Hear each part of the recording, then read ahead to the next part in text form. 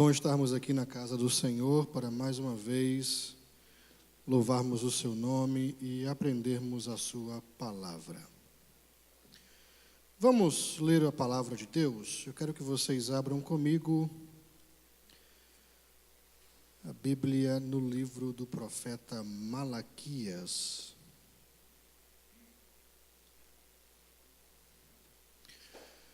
Malaquias fica bem antes do Novo Testamento, tá? Um livro antes de Mateus. Não adianta procurar na harpa, porque não está na harpa. E eu não vou falar sobre dízimo, então fique tranquilo, não saia, por favor, tá? São Malaquias é conhecido como o profeta do dízimo, mas eu não vou falar sobre dízimo, se bem que dízimo está dentro do tema de adoração.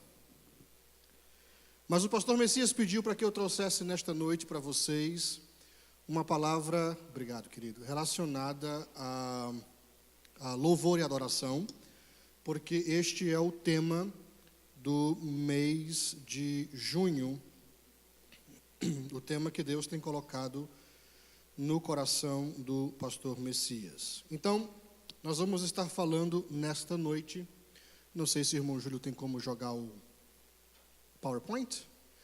Nós vamos estar falando sobre restaurando o louvor e a adoração, que é o tema do mês de junho. E como subtema nós vamos estar falando sobre adorar a Deus exige devoção verdadeira e sinceridade de coração. Adorar a Deus exige devoção verdadeira e sinceridade de coração. E para falar sobre isto, nós vamos estar lendo Malaquias capítulo 1, versículos 6 a 14. Esse vai ser o texto que nós vamos estar usando para trazer a palavra nesta noite. Malaquias capítulo 1, versículos de número 6 ao versículo 14. O texto diz o seguinte: o filho honrará o pai e o servo ao seu senhor. E se eu sou pai, onde está a minha honra? E se eu sou o Senhor, onde está o meu temor? Diz o Senhor dos exércitos a vós, ó sacerdotes, que desprezais o meu nome e dizeis: em que desprezamos o teu nome? Ofereceis sobre o meu altar pão imundo e dizeis: em que te havemos profanado? Nisto que dizeis, a mesa do Senhor é desprezível. Porque quando trazeis animal cego para o sacrificardes, não faz mal. E quando ofereceis o coxo ou o enfermo, não faz mal. Ora, apresenta-o ao teu príncipe, terá ele agrado de ti? Ou aceitará ele a tua pessoa? Diz o Senhor dos exércitos. Agora, pois, suplicai o favor de Deus, e ele terá piedade de nós. Isto veio da vossa mão. Aceitará ele a vossa pessoa? Diz o Senhor dos exércitos. Quem há também entre vós que feche as portas e não acenda debalde o fogo do meu altar? Eu não tenho prazer em vós, diz o Senhor dos exércitos, nem aceitarei da vossa mão a oblação. Mas desde o nascente do sol até o poente será grande entre as nações o meu nome, e em todo lugar se oferecerá ao meu nome incenso e uma oblação pura, porque o meu nome será grande entre todas as nações, diz o Senhor dos exércitos. Mas vós o profanais quando dizeis: a mesa do Senhor é impura e o seu produto, a sua comida é desprezível. E dizeis: eis que canseira, e o lançastes ao desprezo, diz o Senhor dos exércitos. Vós ofereceis o roubado e o coxo e o enfermo, assim fazeis a oferta. Ser-me-á aceito isso de vossa mão? Diz o Senhor. Pois maldito seja o enganador, que tendo animal no seu rebanho, promete e oferece ao Senhor uma coisa vil. porque eu sou grande rei, diz o Senhor dos exércitos. O meu nome será tremendo entre as nações. Vamos orar? Senhor, esta é a tua palavra, tua soberana palavra. Palavra que é mais poderosa do que espada alguma de 2 gumes, e nós nos submetemos nesta noite à autoridade da tua palavra. Fala conosco e que somente a tua voz se escute neste lugar. Silencia, Senhor, o nosso coração para ouvirmos a tua voz e entendermos a tua palavra. Espírito Santo, eu oro pela iluminação da palavra de Deus sobre os nossos corações. Nos faz entender o texto sagrado, nos faz viver pelo texto sagrado, é a nossa oração, e que a ti seja a glória, hoje e sempre. Todos dizem amém. Então hoje nós vamos estar falando sobre restaurando o louvor e a adoração, como eu já falei a princípio, e nós vamos estar tratando do subtema: adorar a Deus exige devoção verdadeira e sinceridade de coração. Eu já tive a oportunidade de trazer aqui para vocês, há alguns meses atrás, uma mensagem baseada na primeira parte do capítulo 1 do livro do profeta Malaquias. E nós falamos sobre o amor de Deus. Nós vimos como, na primeira parte do capítulo 1 do livro do profeta Malaquias, Deus se dirige ao povo, demonstrando ao povo de Israel que ele era o Deus que sempre havia amado aquela nação, mesmo quando eles ainda nem existiam, nem haviam sido criados. Deus, através de um ato soberano, havia escolhido a Jacó e havia aborrecido a Esaú. E quando eu trouxe a mensagem aqui para vocês há uns meses atrás, nós falamos um pouquinho do contexto histórico em que o livro do profeta Malaquias está inserido. Nós vimos que faziam aproximadamente 100 anos que o povo havia retornado do cativeiro da Babilônia.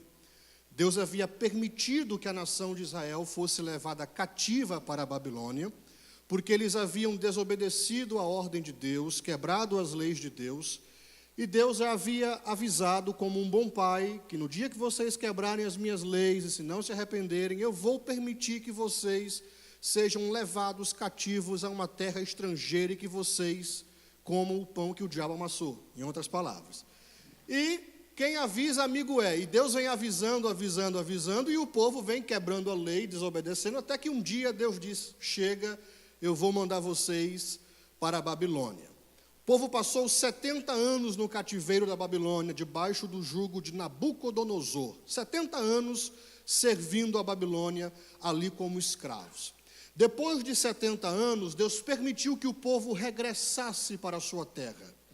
Quando o povo regressou para a sua terra, eles regressaram com um coração cheio de esperança, porque grandes profetas como Ezequiel e Isaías haviam profetizado que quando eles regressassem da Babilônia, Deus iria começar um tempo de prosperidade sobre a nação. Deus iria restaurar a nação de Israel. Deus iria prosperar a nação de Israel. Então, quando eles voltam do cativeiro, eles voltam com essa esperança. Nós vamos viver um tempo novo de Deus, vamos viver um tempo de promessas, vamos viver um tempo de prosperidade, só que já faziam 100 anos que eles haviam regressado, e essas promessas de Deus não haviam ainda vindo à tona. Eles estavam em miséria, eles estavam ainda passando por dificuldades financeiras. O templo, que era o grande símbolo e o grande orgulho dos judeus, ainda estava em processo de reconstrução. O templo só vem a ser construído 400 anos depois de Malaquias, no tempo de Herodes, quando Herodes faz uma grande reforma no templo. Então, tudo isso levou o povo a um estado de tristeza, de angústia, de desânimo, porque eles não viam o cumprimento das promessas de Deus. E isto afetou o louvor e a adoração do povo a Deus. O culto a Deus foi afetado. O povo ficou desanimado. O coração do povo ficou triste com Deus. E como o coração do povo ficou triste com Deus, onde foi que o povo descontou? No culto. O povo não queria mais cultuar. E quando fazia o culto, já não fazia o culto da forma como Deus havia estabelecido que deveria ser feito. E isso não afetou apenas ao povo, mas afetou o coração dos sacerdotes. Então, há um ditado lá fora que diz: quando a liderança se senta, os liderados se deitam. Então, o problema afetou o coração dos sacerdotes e passou ao coração do povo, um desânimo total na nação de Israel. E aí Deus levanta Malaquias com esse propósito de chamar o povo novamente à prática da adoração, do culto, do louvor, restabelecer a adoração ao seu nome. E Malaquias aparece com uma mensagem dura.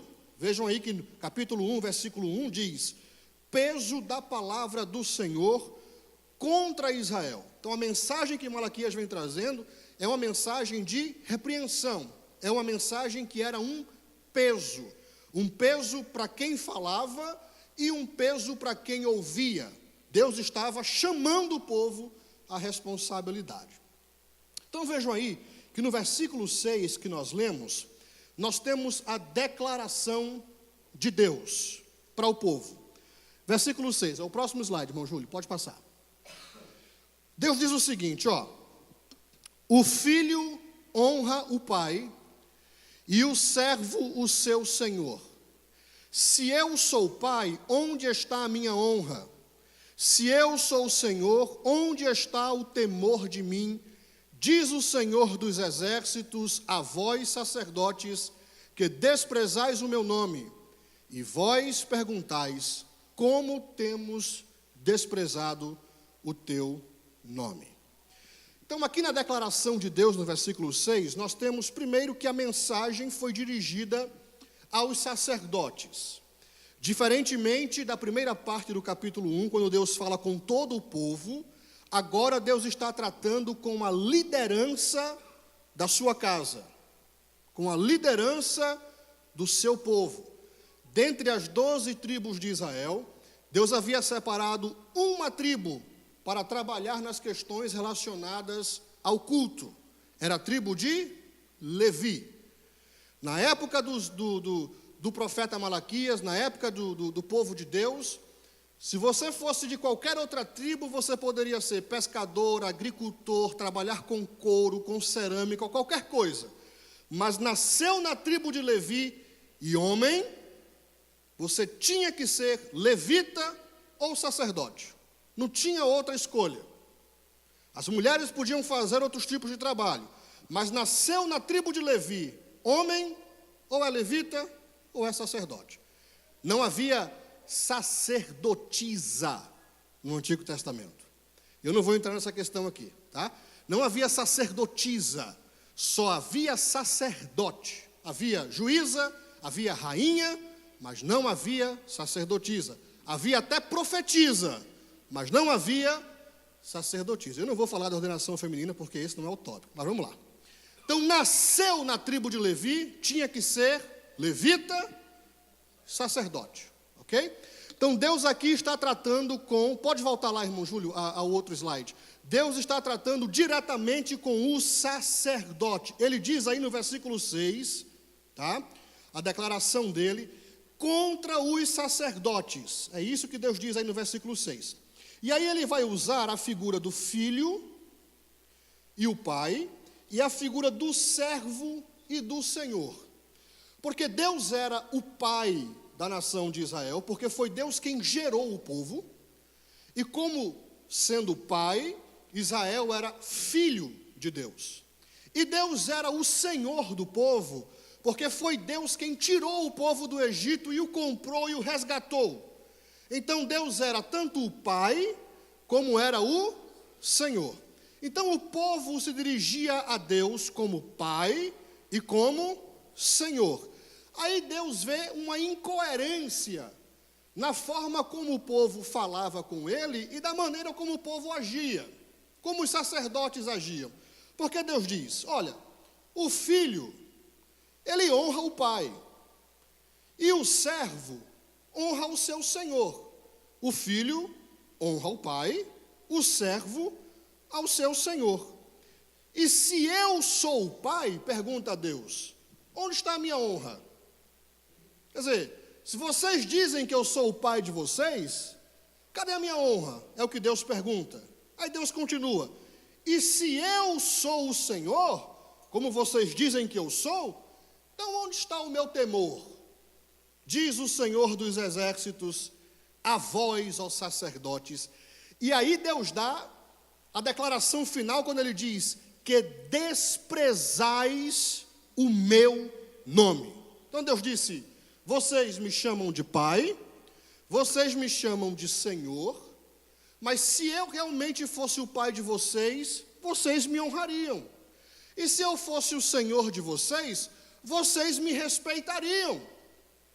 Onde é que está o meu temor? E onde é que está a minha honra? Ó sacerdotes, vocês que me desprezam. Quando Deus diz, vocês que me desprezam, os sacerdotes ouvem essa declaração de Deus e respondem de maneira cínica. Porque Deus diz aqui no versículo 6, e vocês me dizem, que é que nós desprezamos o teu nome? Quer dizer, Deus diz, vocês estão me desprezando. Aí o povo cinicamente assim, nós desprezando o Senhor? Nós desprezando o teu nome? Em que é que nós estamos desprezando o teu nome? A afirmação cínica do povo, que o povo sabia o que estava fazendo. Eles sabiam, eles não eram inocentes. Eles sabiam muito bem que eles não estavam adorando a Deus da maneira como Deus deveria ser adorado. Já fazia muito tempo. Então a cobrança de Deus tinha cabimento. Mas o povo estava com o coração tão endurecido que respondeu à afirmação de Deus com cinismo. O que é que nós temos profanado o teu nome, desprezado o teu nome? Nós não conhecemos isso. Nós pensávamos que nós estávamos fazendo tudo certinho para o Senhor. Estava tudo sendo feito tão direitinho para o Senhor, com tanto amor, com tanta dedicação. E o Senhor vem dizer que nós estamos desprezando o teu nome. Nós não estamos desprezando o teu nome. Em que é que nós estamos desprezando o teu nome? E o que me assusta não é nem tanto o cinismo dos sacerdotes, mas é a paciência de Deus em dialogar com quem é cínico. Porque Deus poderia ter dito assim, ó, vamos acabar o assunto aqui agora, vou mandar fogo do céu, vou matar todo mundo e vou construir um novo povo para mim que vai me adorar da maneira como eu quero ser adorado. Mas Deus gasta tempo em dialogar com um povo cínico, mostrando ao povo que realmente eles estavam errados. É a longanimidade, a benignidade, a misericórdia e a paciência de Deus. Que às vezes também nós estamos no mesmo cenário do povo, né? Cinismo com Deus. Eu, Senhor? Não, eu não. Não pode ser. Eu não, Senhor. E Deus gasta tempo em dialogar com o povo. Aqui em Malaquias, Deus está constantemente dialogando com o povo. Deus fala uma coisa, o povo dá uma resposta a Deus cínica, Deus vai e explica ao povo o porquê. É essa forma como o livro do profeta Malaquias está sempre sendo escrita. Aí Deus diz, vocês desprezaram o meu nome. E aí no versículo 7, Deus dá prova de que eles haviam desprezado a adoração. O que é que Deus diz no versículo 7? Deus diz, ofereceis alimento impuro sobre o meu altar, e ainda perguntais, como temos te profanado? Quando dizeis que a mesa do Senhor é desprezível. Quando ofereceis em sacrifício um animal cego, isso não é errado? É o que Deus diz no versículo 7. Deus faz aqui no versículo 7 uma referência ao alimento impuro. Em algumas traduções aparece a palavra pão imundo. Deus estava se referindo ao pão da proposição. No Antigo Testamento, quando o tabernáculo foi instituído, Deus chamou Moisés e disse assim, Moisés, dentre todos os utensílios do tabernáculo, você vai ter que ter uma mesa no tabernáculo, e sobre essa mesa vai estar um pão fresco. Este pão, ele tem que ser feito de acordo com a receita que eu vou dar para você. E Deus deu a receita do pão, que ele queria que fosse feito no culto a ele. O culto é meu, Deus dizendo. E no meu culto a gente serve o pão que eu quero. E eu quero que você faça o pão desse jeito. Tem que ser de flor de farinha, tem que ter tantas medidas, tem que ter tantos ingredientes. E esse pão vai ser oferecido sobre a minha mesa. Ele vai ter que ser trocado diariamente, mas tem que ser feito todos os dias um pão fresquinho, um pão novo. O pão imundo, ou o alimento impuro, que Deus se refere aqui, era o pão que estava sendo feito fora da receita que Deus havia estabelecido. Então, os sacerdotes estavam tão desanimados com a situação econômica do povo, que nem para prestar atenção na receita que Deus havia dado para o pão, eles estavam prestando atenção. Eles estavam fazendo o pão de Deus de todo jeito, com qualquer material, com qualquer medida. O pão parecia que era de acordo com a receita, mas Deus dizia: este pão que vocês estão oferecendo na minha mesa, no meu culto, na minha adoração, ele é um pão imundo. Imundo porque não está seguindo o padrão que eu estabeleci, a receita que eu estabeleci. E aí Deus diz ainda no versículo 7, e também quando vocês oferecem em sacrifício um animal cego. Então Deus mostra ao povo como é que eles estavam desprezando o seu nome. Primeiro, oferecendo pão imundo. Não está de acordo com a minha receita. Mas é igual, mas não está de acordo com a minha receita. Mas é do mesmo tamanho, mas tem ingrediente aí no meio que não está de acordo com a minha receita. Mas qual é o problema, Senhor? É só um pão, o culto é meu. Então, se o culto é meu, eu que estabeleço como é que eu quero ser adorado. Não preciso que vocês inventem maneiras de me adorar. Eu já estabeleci, na minha palavra, na minha receita, o que eu quero no meu culto. No seu culto, você faz o que você quiser, mas no meu culto tem que seguir a minha receita. Acabou. Simples e claro. E em segundo lugar, vocês estão trazendo para oferecer aqui no meu culto animal cego. Vocês pensam que eu não estou vendo, não? Vocês sacrificando aqui o cordeirinho que é cego? É isso que Deus diz no verso de número 7. Aí Deus diz o seguinte no versículo 8. Deus continua dando prova. Ele diz: porque quando trazeis animais cegos para o sacrificardes, não faz mal. E quando ofereceis o coxo ou o enfermo, não faz mal. Porque era isso que o povo dizia. Vamos sacrificar. No Antigo Testamento, o culto que a gente fala no Antigo Testamento é bem diferente daquilo que a gente imagina. Que a gente imagina o culto no Antigo Testamento com os levitas formados, aquele corpo de coral formado, cantando, não é? Com os tocadores tocando e gente declamando. De vez em quando acontecia isso, mas na maioria das vezes a adoração no Antigo Testamento era só matança de bicho, só isso. 3 vezes ao dia se matava bicho e se queimava bicho. O povo chegava no altar, oferecia o seu sacrifício, o sacrifício era degolado, o sangue era espargido, a oferta era queimada, Deus recebia a glória. Esse era o culto do Antigo Testamento. E quem era responsável para poder limpar aquela sujeira toda? Os levitas. Os levitas eram responsáveis para limpar tudo aquilo. Então eles limpavam as vísceras, limpavam o lugar do altar, e eles tinham também uma função importantíssima: inspecionar o sacrifício.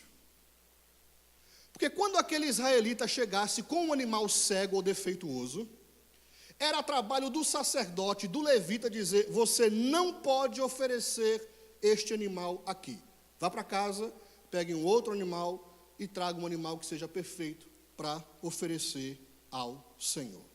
E eles não estavam fazendo isso. Eles estavam quebrando Levítico capítulo 22, versículo 20. Quando Deus disse lá em Levítico 22 e 20: não oferecereis coisa alguma que tenha defeito, porque não seria aceita em vosso benefício. Então o povo trazia um animal ceguinho, aquele cordeirinho que havia fugido do leão. O leão foi lá, tentou pegar o cordeirinho fugiu só com 3 patas, porque uma ficou com o leão. Aí o israelita viu o cordeirinho lá com 3 patinhas, botou no rebanho, cuidou dele tudinho. Aí no dia de sacrificar, ele olhava assim para o rebanho, falava assim: nossa, está uma crise tão grande aqui, eu vou... Esse de 3 patinhas eu não posso vender, porque ninguém vai querer comprar um cordeirinho de 3 patinhas. Então eu vou oferecer esse de 3 patinhas lá para Deus no culto. Afinal de contas, o que vale é a intenção do Corá? O que vale é a intenção. Deus está vendo o meu coração. E Deus sabe que se a situação econômica de Israel fosse diferente, eu ofereceria a ele um boi cevado. Mas como já fazem 100 anos que nós voltamos, e até agora nada aconteceu, eu vou oferecer o carneirinho de 3 patas, ou o caolho, ou o manco, o cego, o aleijado. E o sacerdote, ele estava pegando esta oferta e estava oferecendo a Deus como adoração, quando ele deveria dizer ao israelita: volte para casa e traga a Deus um animal que seja aceitável para o sacrifício, porque este animal com defeito, Deus não aceita. Mas aí ele estava dizendo o seguinte: o que vale é a intenção do Corá, o que vale é a intenção do coração. Afinal de contas, Deus, ele conhece o meu coração. E eu tenho tanto medo quando a gente diz assim: Deus conhece o meu coração, porque a Bíblia diz o seguinte: enganoso é o coração do homem. Então, quando eu digo assim, Deus, ele conhece o meu coração, é porque realmente ele conhece toda a imundícia que existe dentro do meu coração. E ele conhece todos os segredos mais podres que existem dentro do meu coração. Então o povo dizia assim: é de coração, é o que nós podemos oferecer. Aí Deus entra no jogo do sarcasmo. Deus diz assim no versículo 8: ora, apresenta-o ao teu governador, será que ele se agradará disso? Ele vos atenderá? Pergunta o Senhor dos Exércitos. Deus diz ao povo, aos sacerdotes: faz o seguinte, vamos fazer aqui um acordo, nós, eu e vocês. Pega esse carneirinho aí, de 3 pernas, ou esse caolho, e leva ao teu governador, diz assim: governador, eu trouxe aqui um presente para o senhor. Ele vai aceitar esse presente da mão de vocês? Vocês se apresentariam ao governador de vocês com um animal caolho, um cego? Vocês dariam ao governador um presente de todo jeito, de toda maneira? E a resposta, claro, é não. O governador não aceitaria e eles também não fariam. Então Deus está aqui comparando: ora, se vocês não fazem com o governador, por que é que fazem comigo então? Vocês não sabem que eu sou, aí Deus diz, o Senhor dos exércitos. Deus está sempre enfatizando quem Ele é. Eu sou o Senhor dos exércitos e o meu nome, ele é poderoso e temido sobre toda a terra.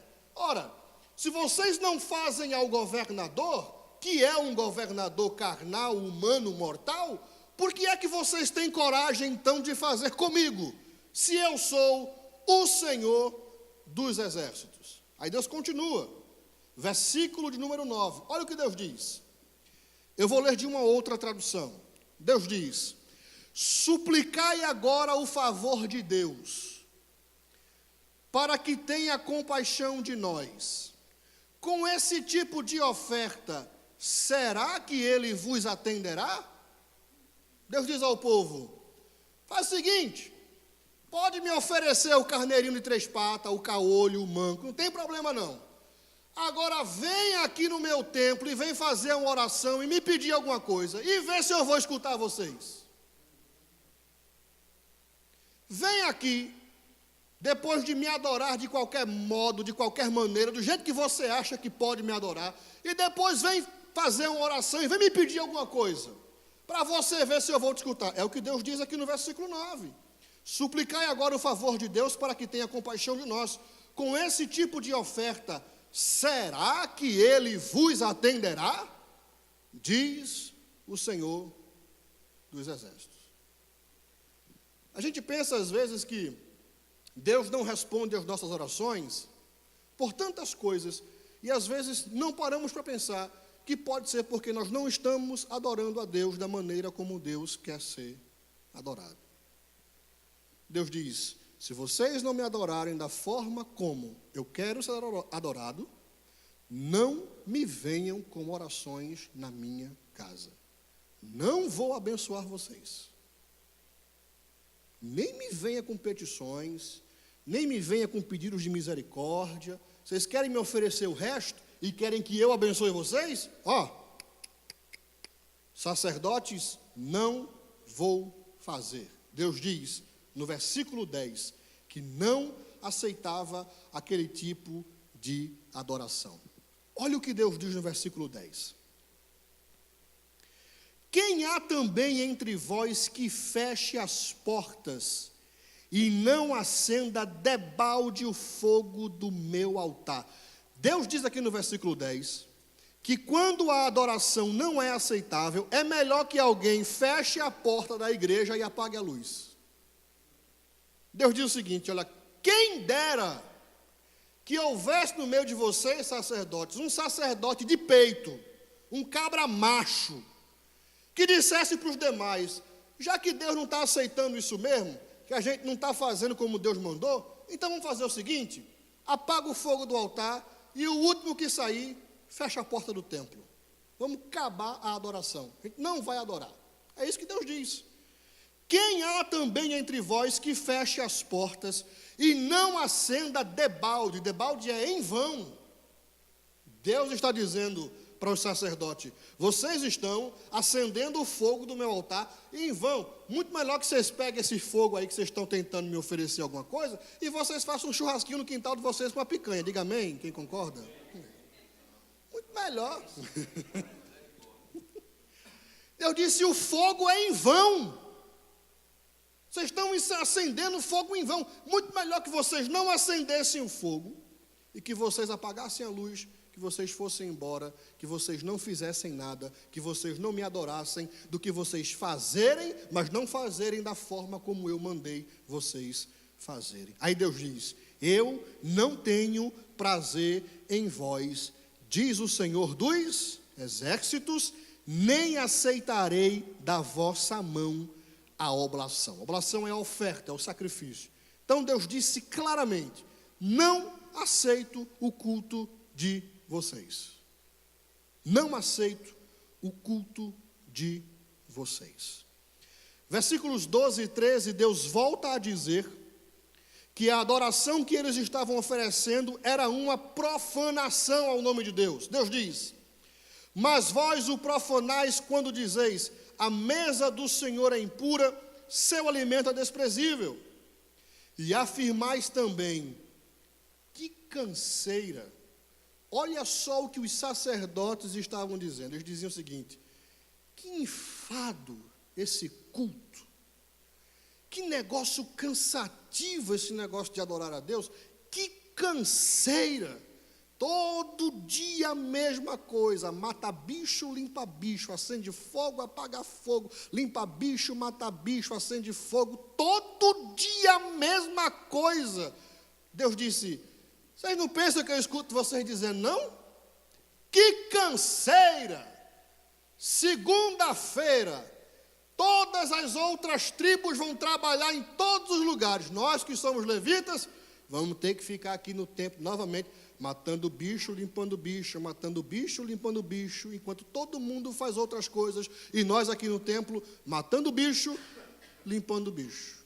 Que canseira, que enfado.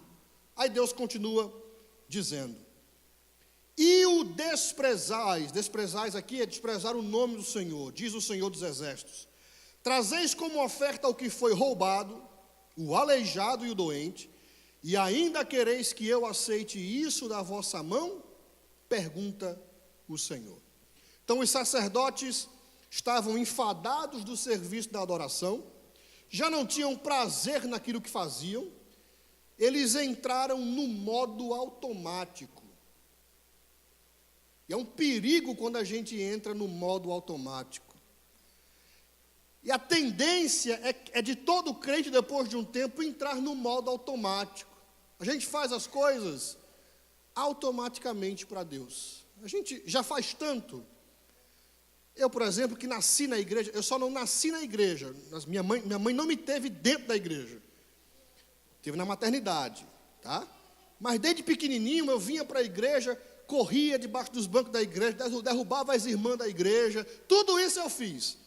Chega um tempo, depois de 33 anos na igreja, vendo todos os dias a mesma coisa. No Brasil eu pregava todos os dias, de domingo a domingo, às vezes 2 vezes no dia. Época de carnaval eram 3 vezes ao dia pregando, viajando. Chega um tempo que você entra no modo automático. Já sei o que é que eu vou fazer. Já não preciso mais orar tanto como orava antes, porque eu já sei o que eu vou ter que fazer. Afinal de contas, já não tenho mais tempo para orar, porque agora eu tenho que viajar tanto, para pregar tanto. As ocupações ministeriais são tantas que eu não tenho mais tempo para Deus. Eu vou fazer as coisas agora do modo automático. Os sacerdotes haviam entrado no modo automático. E Deus disse: eu estou vendo. Estou vendo que vocês estão enfadados. Não era que eles não estavam fazendo. É que o coração deles não estava naquilo que eles estavam fazendo. E esse é o grande desafio da adoração. É que às vezes a gente faz, mas o coração já não está naquilo que a gente faz. E quem olha para a gente, vê a gente fazendo e pensa que nós estamos fazendo de coração. Mas Deus está olhando para dentro de nós e vendo se realmente está sendo feito de coração e em conformidade com aquilo que Ele estabeleceu na sua palavra. Esse é o problema. Não é que a gente não faz. O problema aqui do sacerdote não era que o sacerdote disse assim: vou me desviar, quero mais ser sacerdote, não. Vou para o mundão agora, vou entrar no boteco agora, vou viver a vida desregada. Não. O problema aqui era o sacerdote que estava desviado dentro do culto. É o mesmo problema do filho que se perdeu dentro da casa do pai. Na parábola do filho pródigo, haviam 2 filhos, mas os 2 estavam perdidos. Um havia se perdido fora, mas havia um que estava perdido dentro. E o problema não é com o filho que se perde fora, porque o filho que se perde fora é bem mais fácil de se recuperar. O problema é quando o coração do filho que vive dentro já não está mais dentro da casa do pai, mas ele está dentro. Ele vem para o culto, ele senta nos bancos, ele dá o dízimo, ele dá a oferta, ele faz oração, ele canta, mas o coração já não está naquilo que faz. Entrou no modo automático. Está perdido dentro do culto, dentro da adoração, dentro da igreja, dentro da casa de Deus, perdido, perdidinho. Eram assim que estavam os sacerdotes. E Deus termina aqui no versículo 14 com uma maldição sobre o enganador. Deus diz: maldito seja o enganador que, tendo um animal macho sem defeito no seu rebanho, promete oferecê-lo, mas sacrifica ao Senhor um animal defeituoso. Ou seja, Deus diz: eu vou amaldiçoar você, israelita, sacerdote, que eu sei que no seu rebanho você tem um animal bom para oferecer, para sacrificar, mas você promete que vai oferecer esse animal bom para mim, e quando chega na hora você traz um animal defeituoso. Deus diz: você é maldito. Não sou eu que estou dizendo, é Deus dizendo aos sacerdotes e ao povo: maldito é o enganador, que tendo um animal macho, não é aquele que não tem, que não dá porque não tem, que não adora, que não oferta, que não faz para Deus porque não tem, é aquele que tem, e tendo, não dá. Deus diz: tendo o animal macho sem defeito no seu rebanho, promete fazê-lo, mas sacrifica ao Senhor um animal defeituoso. Pois eu sou o grande rei, e o meu nome é temível entre as nações, diz o Senhor dos Exércitos. Quais são as aplicações que nós tomamos deste texto aqui nesta noite? Primeiro, nós aprendemos que Deus não aceita todo tipo de adoração. Eu acho que isso ficou bem claro.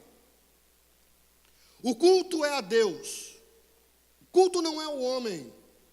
Se bem que hoje nós vivemos em uma geração onde o antropocentrismo tem tomado conta dos cultos. Homens e mulheres que cada dia mais se tornam estrelas nos cultos. Querem aplausos da plateia, só cantam para público grande, só pregam para público grande, porque são verdadeiras estrelas. Eu tenho um nojo desse mundo gospel. Eu tenho asco. Eu tenho vontade de vomitar esse mundo gospel, que é um lixo. Esses artistas gospel que existem por aí. Porque eles não vêm para adorar, eles vêm somente para os aplausos. Eles querem somente os aplausos, as honrarias. São pessoas que não conseguiram sucesso no mundo e querem sucesso dentro da casa de Deus, tentando roubar a glória de Deus, trazendo inovações para o culto a Deus. Irmãos, uma coisa nós precisamos aprender, e isso eu aprendi com um pastor que eu admiro muito. Ele disse, se é novo não está na Bíblia, se está na Bíblia não é novo. Muito cuidado com essa inovação de culto e de adoração. Muito cuidado com essas coisas novas que aparecem por aí. Tem coisa nova que é boa. A gente não vai ser quadrado. Mas tem coisa nova, irmão, que se distancia tanto do que Deus estabeleceu na sua palavra, que deixa até de ser culto. Deixa até de ser culto. Esses dias eu vi um suposto culto a Deus, um culto jovem, onde os jovens estavam tocando uma música de rock tão pesada, e estava todo mundo assim, ó. E eu olhei, vi aquele monte de gente assim. Eu digo, meu Deus, o que é isso? Eu digo, não é possível um negócio desse, todo mundo assim, com o olho fechado assim. Eu digo, rapaz, 33 anos de crente eu tenho, 33 anos. Nunca fiz assim. Nunca fiz. Me dá até dor, já doeu aqui em cima de fazer, que eu não tenho mais idade para fazer. Então, mas pastor, eu não tenho liberdade na casa do meu pai para fazer o que eu quero? Não. Mas Deus não é o meu pai e eu posso adorá-lo da maneira como eu quiser? Não, não pode. Deus estabeleceu a maneira como ele quer ser adorado, está aqui. Ah, mas o culto assim é chato, porque o culto não é para você, o culto é para Deus. Você acha o culto chato? Então, meu amigo, faça o seu culto. Mas o culto público, o culto é para Deus. Porque existe o culto público e existe o culto individual. No culto individual, cabe coisa que não cabe no culto público. E no culto público, cabe coisa que não cabe no culto individual. Por exemplo, eu posso plantar bananeira para a glória de Deus? Posso. No meu culto individual. No meu closet eu planto bananeira, eu dou cambalhota, eu macho, eu corto o laço, eu rodo, eu parafuso, eu profetizo, eu faço o que eu quero. No meu culto do meu closet, é meu culto no closet. Eu faço, eu falo em línguas e eu mesmo interpreto, eu faço tudo. No meu culto individual. No culto público, não. No culto público eu sigo aquilo que está estabelecido na palavra de Deus para o culto público. Então no culto público eu não planto bananeira para a glória de Deus. No culto público eu uso o domínio próprio, me controlo. Controlo minhas emoções, controlo o meu temperamento, porque o Espírito Santo é um espírito organizado, é ou não é? É? E a Bíblia diz, fazei tudo com ordem, com decência. No culto público. Então Deus não aceita todo tipo de adoração. Segundo, que eu aprendo, se não for do jeito que Deus determinou, ainda que seja com boas intenções, a adoração não pode ser recebida por Deus. Era o caso do pão. Deus disse: o pão é imundo. Mas a gente fez o pão parece, mas não é de acordo com a minha receita. Não tem os ingredientes que eu falei que deveria ter. Mas é porque, Senhor, fazer pão de flor de farinha dá muito trabalho, Senhor. Você não sabe o trabalho que é. Tem que acordar de manhã cedo, todo dia, para pegar essa farinha, bater. É um trabalho, a gente sai todo branco aqui do templo, Senhor. Você não podia ter dado uma outra receita a Moisés, não? Um pão de micro-ondas, alguma coisa assim, que ele só botasse, estava prontinho. Tem que bater a massa, tem que pegar os ingredientes, tem que fazer tudo isso. Isso é muito chato, Deus. Não. Lembram de Noé? Quando Deus deu as diretrizes para Noé, para construir a arca. Noé construiu uma coisa que ele nunca tinha visto antes, nem ninguém tinha visto antes. Deus disse: você vai construir uma arca. Ele disse que é uma arca. Porque ninguém tinha construído uma arca antes. Deus disse: ó, não precisa saber o que é, não. Você vai lá, você vai pegar madeira desse tipo, tem que ser tantas madeiras, tem que ter tantos compartimentos, tem que ter tanto de largura, tanto de altura, tem que ter isso, tem que ter aquilo, tem que ter aquilo. Ele foi anotando, anotou tudinho, fez do jeito que Deus mandou. E aí eu pergunto: o que foi que fez a arca flutuar no dia do dilúvio? Foi a água? Não. Foi a obediência de Noé às instruções que Deus deu para a arca. Porque se Noé tivesse feito a arca da maneira que Deus disse que não era para fazer, ou não tivesse feito os 3 compartimentos, ou não tivesse feito a arca do jeitinho que Deus disse, ia chover, ia morrer Noé, sua família e os animais. A arca só flutua porque Noé segue as instruções de Deus. Para a adoração é a mesma coisa. Deus deixou instrução.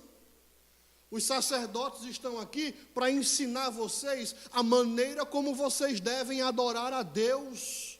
E nós ensinamos a maneira certa de vocês adorarem a Deus. Estamos expondo a palavra de Deus, ensinando a palavra de Deus. A gente passa o ano inteiro fazendo isso, ensinando como o povo deve adorar a Deus, porque Deus é um Deus que presta atenção nos detalhes. Quando Deus foi fazer a roupa dos sacerdotes, Deus disse: tem que ter uma romã e um sininho. Uma romã e um sininho. Leia o livro de Êxodo, quando Deus dá as instruções do tabernáculo, e veja como Deus era detalhado. Deus disse: a madeira tem que ser lascada, tem que ser banhada no ouro, tem que ter tanto de medida para encaixar uma na outra direitinho. Eu quero tudo direitinho. Eu não quero que vocês façam da cabeça de vocês, não. Eu vou dar para vocês o modelo. É só vocês seguirem o modelo que eu já dei. É só isso. Não precisa vir com esse negócio de transferência de unção profética, de som profético, de cântico profético. Não quero isso. Eu quero a minha adoração do jeito simples, como eu estabeleci. Que hoje em dia tudo é profético. Só a língua grande que não fica profética e não se converte. Só o olho grande que não entra no rumo do profético e se converte. Só a lascívia que não entra no rumo do profético e não se converte. Hoje tudo é profético, tudo é óleo. Bota óleo em tudo. Bota óleo no carro, bota óleo na casa, bota óleo na carteira. Esses dias eu vi um pastor pregando, que ele veio pregar, ele veio com um lencinho ungido e distribuiu para os irmãos colocar dentro da carteira o lencinho ungido. Porque Deus é multiplicar. Eu acho que não deu muito certo, não. Deus disse: olha, se não for do meu jeito, não adianta inventar. Pode até ser bonito, mas eu não aceito. Pode até ser bonito, pode até atrair bastante gente, porque normalmente atrai. Essas coisas normalmente atraem bastante gente. Mas Deus disse: eu não aceito. O pão tem que ser de acordo com a minha receita. Quer descobrir como é que você deve adorar a Deus? Meta a cara na palavra. Leia Bíblia. Estude Bíblia, ore. Terceiro, Deus diz, eu aprendo com esses versículos que nós não devemos nos acostumar com o nosso serviço de adoração a Deus, como os sacerdotes fizeram. Se o nosso coração não estiver no que estamos fazendo, é melhor não fazer. Simples. Garanto que o pastor não vai ficar chateado. Você vai ficar chateado, pastor? Se o irmão chegar para o senhor e dizer assim, pastor, meu coração não está nisso. Eu não quero fazer. O senhor me deixa sentado no banco? Pronto. Muito melhor do que a gente querer fazer, mas o coração não está naquilo que nós estamos fazendo. Adorar a Deus, mas o coração não está na nossa adoração. Era isso que os sacerdotes estavam fazendo. Eles diziam, que canseira, que culto, aquele culto espada, longo e chato. Que canseira. Nossa, mano. Espanha e Portugal jogando hoje e esse pastor pregando aqui. Nossa, mano, não dá não, que canseira, meu Deus do céu, lá vem de novo Santa Ceia, mesma coisa, orar pelo pão, orar pelo vinho, a gente senta, pega o pão. 15 anos fazendo isso, ficou uma canseira. Não aguento mais, eu não vejo a hora de sair daqui, porque quando eu sair daqui eu vou para o parque, quando eu sair daqui eu vou para o cinema, quando eu sair daqui eu vou namorar muito, quando eu sair daqui eu tenho tanta coisa para fazer, mas que canseira está aqui. Era assim que o sacerdote estava. E Deus disse, eu estou vendo vocês dizendo aí, que canseira. Então, se o coração não está aí, não faça. Seja sincero com Deus. Diga assim, Senhor, depois de 15 anos, eu entrei no modo automático. Então, Senhor, me muda. Restaura a paixão que eu tinha pelas tuas coisas, o fervor que eu tinha pela tua obra, a paixão que eu tinha pela adoração, que eu já não tenho mais. Me ajuda, Senhor, eu não quero ficar assim. E eu não vou fazer, porque é melhor eu não fazer do que eu fazer, sem que o meu coração esteja aplicado nestas coisas. Última lição que eu aprendo, a melhor maneira de adorar a Deus é conhecendo quem Ele é. Por isso que Deus está sempre dizendo aqui, no final desses versículos, dizendo, eu sou o Senhor dos exércitos, meu nome é grande sobre toda a terra, saibam quem eu sou, porque nós só vamos adorar a Deus da maneira como nós realmente devemos, quando nós conhecermos quem realmente Deus é. Se nós não conhecemos quem Deus é, nós não adoramos a Ele da maneira correta. É por isso que Deus está sempre se revelando, dizendo quem Ele é, demonstrando os seus atributos para que a gente conheça quem Ele é e adore a Ele da maneira como Ele tem que ser adorado. Quando eu conheço quem Deus é, eu adoro da maneira como Ele deve ser adorado. O conhecimento de Deus e a adoração, eles andam juntos. Tem que andar junto, irmãos. Você tem que conhecer quem Deus é. E como é que você conhece quem Deus é? Através do estudo da palavra de Deus. Não é através de suas experiências pessoais. Eu não tenho nada contra a experiência pessoal de ninguém. Todo mundo aqui tem experiência pessoal. Mas a sua experiência pessoal pode ser fruto de muito queijo à noite ou de uma feijoada que você comeu à noite e foi dormir. Se você adorar a Deus baseado no que está escrito, isto aqui eu garanto a você que não muda, que não falha, que permanece para sempre, que é imutável, que é infalível. Agora, os seus sonhos, as suas revelações, a sua experiência pessoal, eu não posso garantir isso. Mas isso aqui eu garanto. Se você adorar a Deus pelo que está escrito aqui, você vai adorá-lo da maneira como Ele quer ser adorado. Que às vezes a gente come um bom queijo, uma boa feijoada à noite e vai dormir. E a gente tem umas visagens às vezes. Já sonhei várias vezes voando, como Superman. Está entendendo? A gente acorda assim assustado. Foi uma revelação de Deus? Não, foi resultado do queijo que a gente comeu da feijoada. Mas a Bíblia não. Quando a gente lê a Bíblia, a gente não tem consequências da feijoada ou do queijo. A palavra de Deus permanece a mesma. Então vamos aprender nesta noite com a palavra de Deus e vamos adorar a Deus da maneira como Deus deseja ser adorado. Vamos ficar de pé nesta noite, eu já vou fazer uma oração para nós encerrarmos o culto desta noite, ou a palavra desta noite. Senhor, Tu és um Deus terrível, Tu és tremendo, o Teu nome é santo, e Ele é poderoso sobre toda a terra. Tu és o Senhor dos exércitos. E nós te adoramos nesta noite, Senhor, porque Tu és grande. E pedimos nesta noite que o Teu Espírito Santo nos ajude a realmente adorarmos o Teu nome da maneira como é devido, Senhor, de acordo com aquilo que está escrito na Tua palavra. Nos livra, Senhor, dessas inovações que às vezes vêm simplesmente, Senhor, para destruir o que a Tua palavra diz. Nos ajuda, Senhor, a ficarmos com o simples, mas o que é certo, o que está escrito na Tua palavra, Senhor, em nome de Jesus. Nos livra de Te servirmos e entrarmos no modo automático e fazermos as coisas de maneira automática, Senhor. Desperta em nós novamente a paixão, o amor, Senhor, o carinho, o cuidado pela Tua obra, pelo nosso relacionamento contigo, Senhor. Recebe a glória e a honra e a nossa adoração em nome de Jesus. Amém, amém. Pastor Messias. Glória a Deus. Tome o seu assento, por gentileza. Queridos, depois de uma palavra dessa, era para a gente sair daqui chorando. Não é verdade? Porque é o que nós estamos vendo hoje, infelizmente, nas igrejas. E quando Malaquias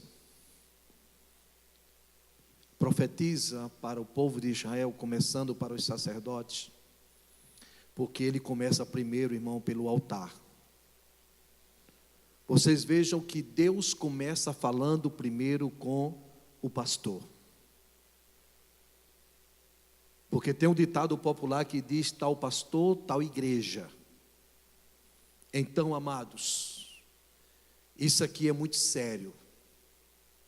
A obrigação do sacerdote era inspecionar os animais. Eu aprendo aqui alguma coisa, irmãos.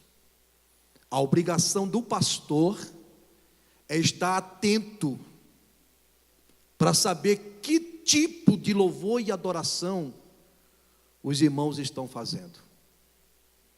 Deus não irá cobrar de vocês, Deus irá cobrar do pastor. Mas muitas vezes, amados, que quando o pastor vê alguma coisa estranha e vai falar, irmão, a gente vê o povo tudo de biquinho. Não tem problema não, fica de biquinho mesmo, irmão. Fica, porque, escute só, o compromisso que o homem de Deus tem, não é com o irmão, é com Deus. Então nós vamos continuar, irmão, deixando você de biquinho, ok? Porque se nós não fizermos isso, Deus irá tratar conosco, irmãos. Escute só, deixa eu lhe falar algo. Vai chegar naquele grande dia, que alguém vai dizer assim: Senhor, em Teu nome eu curei, em Teu nome eu expulsei demônio, em Teu nome eu fiz isso. O Senhor vai dizer assim: apartai-vos de mim, que eu vos não conheço. Sabe para quem vai ser isso, essa palavra? Para os sacerdotes, para os líderes, que está levando a igreja do Senhor a pecar. Então, amado, que Deus tenha misericórdia de nós. Como eu disse aqui no início, era para nós sairmos daqui chorando, porque nós estamos vendo, irmão, tanta inovação dentro da igreja, que a gente não sabe nem que tipo de culto nós estamos vendo mais. E muito cuidado, irmãos, toda mudança é perigosa. Eu tenho sempre falado neste púlpito, estratégia nós podemos mudar, mas a Bíblia não. Então, amados, devemos ter cuidado. Ah, pastor, mas o senhor não quer casa cheia? Não se preocupe, irmão, não estou preocupado com casa cheia. Eu estou preocupado de preparar crente para morar nos céus. Eu não estou preocupado de preparar crente para ir para o inferno. E vou ser muito claro e objetivo. Se você está dentro da igreja, servindo a Deus e servindo o diabo, então é melhor você estar logo no mundo. Porque você serve melhor ao diabo. É duro, mas é verdade, irmãos. É verdade, porque não adianta estar cocheando em dois pensamentos. Muitas vezes nós temos que fazer como Josué disse. Mas peraí, vocês estão cocheando em dois pensamentos. Pois será que vocês vão voltar a servir ao Deus do pai de vocês, que saiu lá do Egito? E a Bíblia diz que caiu um temor no coração do povo. Então, irmãos, em nome de Jesus, nós não podemos oferecer qualquer tipo de adoração a Deus, irmãos. Deus me deu uma palavra e eu vou ministrar domingo. Isso aqui foi só um começo. Porque, irmãos, antes de Deus receber a minha adoração, Deus primeiro quer saber como é que está o adorador. Isso aqui é um dos tópicos que eu vou falar domingo. Como é que está o adorador? Será que o adorador está de acordo com a palavra de Deus? Será?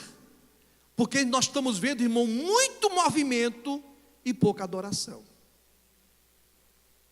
Eu acho lindo, irmão, quando alguém está adorando, irmãos, e eu vejo as lágrimas descendo sobre o seu rosto. Mas existem pessoas que estão adorando só da boca para fora, mas do coração, não. Que Deus tenha misericórdia de cada um de nós. Amém? Eu posso ouvir amém? Essa palavra foi falada para o sacerdote. Domingo eu vou falar para a igreja. Porque a igreja precisa ouvir, irmãos.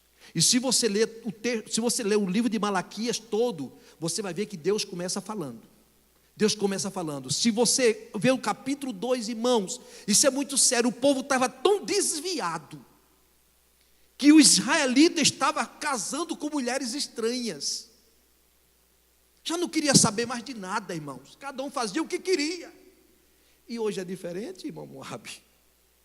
Hoje cada um quer ser dono do seu nariz. Quer fazer o que vem na sua mente. Não, irmãos, nós temos diretrizes, nós temos aqui, irmão, escute só, direção de Deus. A gente não pode fazer o que a gente quer, não. Porque a Bíblia diz que nós temos um dono, e esse dono é o Senhor. Eu posso ouvir amém? É difícil dar um amém, irmãos, numa hora dessa, porque o cajado está rolando realmente. Que Deus tenha misericórdia mesmo. Mas eu não vou pregar não, que o pastor Tiago já pregou. Domingo vocês vão me ouvir, né? Se vocês não ficarem em casa para assistir o jogo do Brasil, vocês vão me ouvir. E aquele que ficar em casa, irmãos, é porque não é crente. Ok? Porque um crente deixar de vir para o culto para assistir um jogo não é crente. Estou sendo já objetivo com vocês. Entendeu? Porque você deixar de adorar a Deus para você estar na frente de uma televisão, aí é complicado, irmãos. Eu louvo a Deus porque eu tenho um aparelho que grava. Amém.